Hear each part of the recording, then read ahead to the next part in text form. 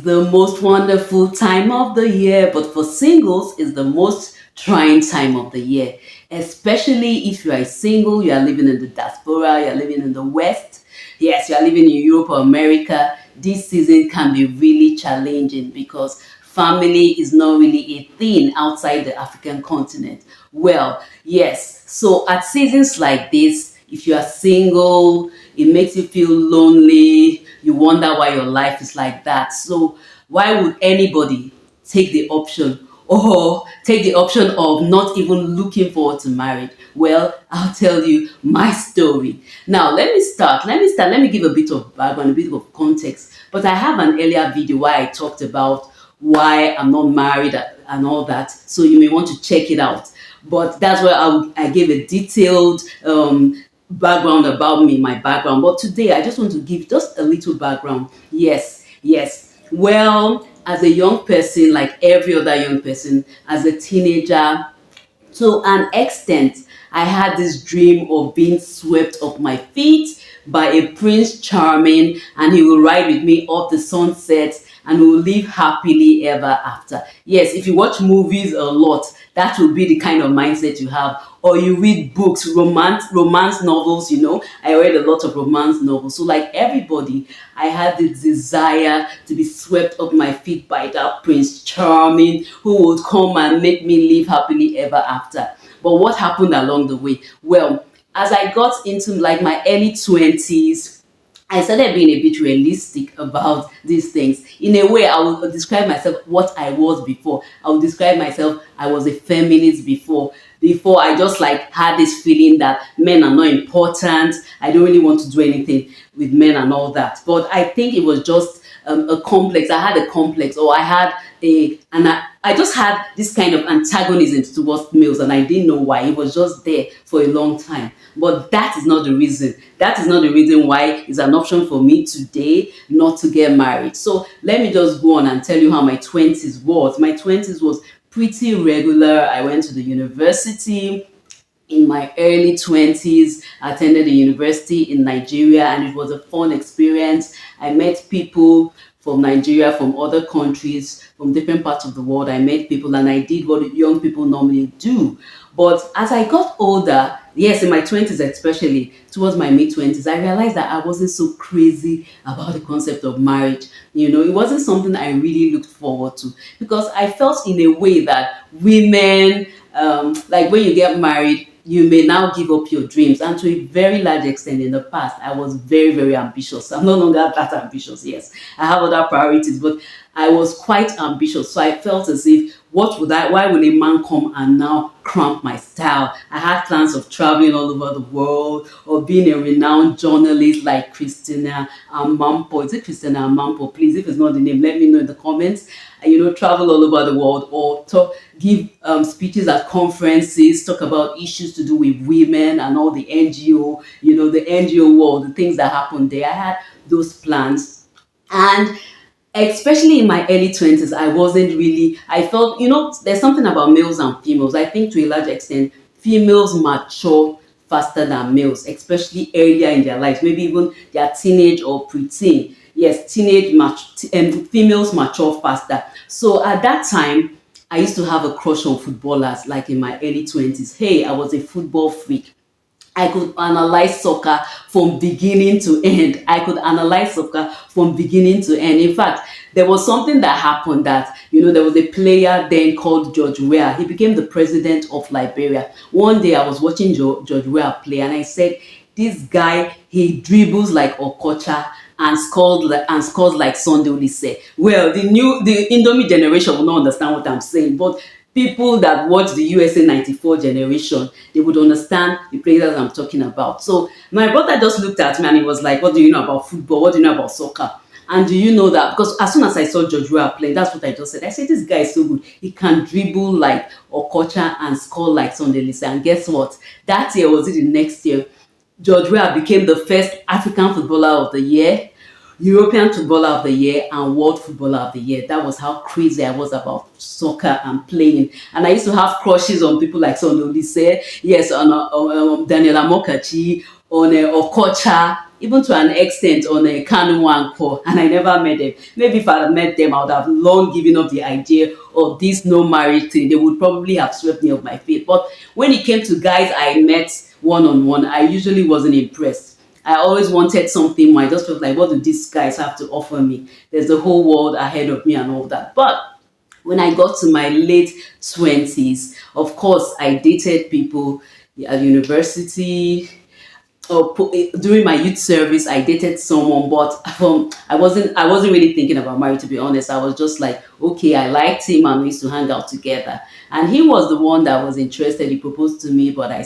told him that I wasn't interested, and he was upset because I did not see those qualities. Because women, females, we have to be careful when you are dating somebody. If you don't see the qualities right now, if I will go back to the past, I would not have dated that person I dated after university. Not because he was a bad person, but because he did not have the qualities I wanted in a husband, and most importantly, in a father.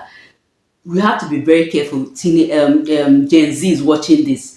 You have to be, when you are dating, don't look at somebody as just, oh, someone to date. Think of him as the future father of your child. If he doesn't have the qualities that you think he should have, the sustaining for qualities, marriage is very different from dating. Don't even bother dating. Don't even waste your time, because dating when you don't have marriage in mind is just a waste of time to me, basically. Okay, but let me continue the story. So that relationship passed, and I met someone when I was 29, to be precise. Was it 28 or 29? I met someone, and he was a good person, was a mature person to a very large extent. And after a while, I started seeing the qualities, very admirable qualities he had.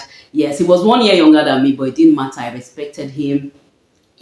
I respected him. That was one of the first ways I knew I could accept that kind of guy, as in I could get married to that kind of guy, because I just knew that you had to respect your husband, and it was someone I could respect. You could like a guy but you don't respect him. There's a difference. You could love a guy but you don't respect him. So for me, I believe in the traditional values of respecting a guy, and of course, before you respect a guy enough to get married, he has to have the qualities to love you, to love you, to really be responsible and protect you. You don't just give your heart to anybody. So I saw those qualities in him, and he was one. He proposed, and at first I said no, and he was a bit upset. And he said, okay, I'm not going to ask you again. If you want to, anytime you change your mind, just let me know. Then after a while, I got to my senses and I said, why am I acting this way, for crying out loud? Why am I acting this way? Why don't I just accept? I mean, why am I doing this shakara? For those that are Nigerians, it means, why are you just being obstinate, or why are you just trying to feel like you are too much? Anyway, so I just said, okay, let me give him a chance. And I now told him that, okay, I was ready to get married to him. I don't think I was ready, but then I thought I was ready. Marriage is a lot. I didn't know I was not ready, but I just assumed I was ready. And I told him I was ready. And guess what?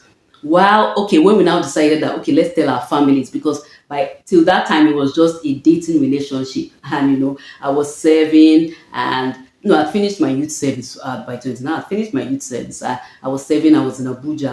I'm in Abuja now, but then I was in Abuja because I left after a while and I came back. That's a long story, but I was in Abuja. I finished serving and I was working. I think then I was in the education sector. I can't remember exactly where I was working at that point. So long story short, we now decided that we're going to tell our families. And guess what? I found out his genotype was AS. I'm AS. And immediately, because when I was getting to like him, I started having those feelings. I said, what's your genotype? Because he didn't really know. He said, he must be AA. I said, no, just go on. So later, by the time we were now serious that we're going to tell our families and all that, I said, okay, go and do your genotype test. And guess what? The guy was AS. The thing, he paid me. Make I not like even that. The thing pained me, and it really hurts him, because we really had plans to spend the rest of our lives together. And I went through the mourning process, and it took us a while to actually accept it and to actually end up the relationship, but we eventually did. And today I'm happy to announce that he's no longer in the country, and he's happily married to a very beautiful white woman, outside Nigeria, and he has, guess how many children? 6 children. So it was good that because I don't know what 6 children, I think, is a lot. Anyway, let me get back to but after that, I kind of realized that, I now started to an extent my relationship, I started understanding who I am and understanding my purpose. Sometimes you are in this world, you don't really know why you are here. You just drift maybe from relationship to relationship, or from friendship to friendship, or from profession to profession, not really realizing who you are and who you are meant to be. So, but in 20 by 2015, I started having an idea of what I'm called to do. 2015, 2016. Yes, I made some mistakes along the way, and I made some missteps, more like missteps along the way, because I was still emotional about the idea. But to be honest, by 2016, I started having an idea of my calling, what I'm meant to be, what I'm meant to do. And for that calling, for my purpose, marriage is not part of it. Like now, this is a disclaimer. I want to say that marriage is a very beautiful institution, and if you are meant to marry, try to marry as early as possible. Try to get settled down. No need of just playing around, having relationships, getting your heart broken, both for males and females. Even males get their hearts broken. People just assume that it's only females that get their hearts broken. That's not the case. Just settle down. But you must get to the point of your life where you know your purpose, where you know exactly why you're on earth. And for me, after going through a series of evaluating myself, of taking some time off to be separated from others, it took me like 2 3 years of separation, and coincidentally it fell during the corona period, so during the pandemic time. So it gave me enough time to be alone, because I was alone most of the time during the lockdowns and the all that things. I was at home, I was alone, so it gave me time to really discover myself, to understand what life was all about. It started in 2015, but the period from 2020 also gave me more time to really understand who I am and my purpose on earth. And I know that my purpose on earth, because everybody wants to love and be loved. Let's face it, this is the holiday season. Everybody has that desire to love and to be loved. But there are many ways you can love and be loved. It's not only through marriage. And hold on, please be careful. I know people, I don't want anybody to misread me. I'm not encouraging promiscuity. I'm not encouraging sex outside marriage. No, no, no. Sex is meant for only marriage. But love does not always have to necessarily do with sex. In marriage, sex is part of love and is a very integral part of love. But outside marriage, there's a way you can love and be loved. Yes, there's a way you can love and be loved. And to be honest, I feel so fulfilled. Yes, I feel so fulfilled because I realized that love is beautiful. I've discovered the person of love, most importantly. We all have a hole in our hearts. And whether you are married, you are not married, you are the richest man in the world, you are not the richest person in the world, or the richest woman, whatever, that you must be loved by love himself. That is just the truth. That's the only way to be happy. And when you know love, you now know what your purpose is on earth and what you are meant to do. But mind you, maybe sometime you see me somewhere some years time and you say, this woman deceived me. This is not what she's meant to do. But for now, based on my calling, I know that marriage is not part of it. But in life, people change, people evolve, and people may have, marriage may be in the future. But to be honest, it's not something I'm interested in. I've lost interest. I respect men, and I respect the relationship between men and women in marriage, but it is just not for me. I have lost that desire. It's possible to lose that desire, and people may be wondering that, is it possible? Yes, it's possible to. If you know what you are meant to do, you will not even rush after marriage. Even if you are meant to marry, that's the truth. If you know what you are meant to do and you're pursuing your assignment, the truth is that marriage will come. It's not something you hustle for. It's not something you start fighting for. Love and all that. Life will come. So, how are you spending your holidays? Share in the comments. Are you single? Are you expecting to get married soon? Or are you just taking life one day as it comes? Let's continue the conversation in the comments. So if you like my channel, you know what to do. Till I see you in the next video. Take care and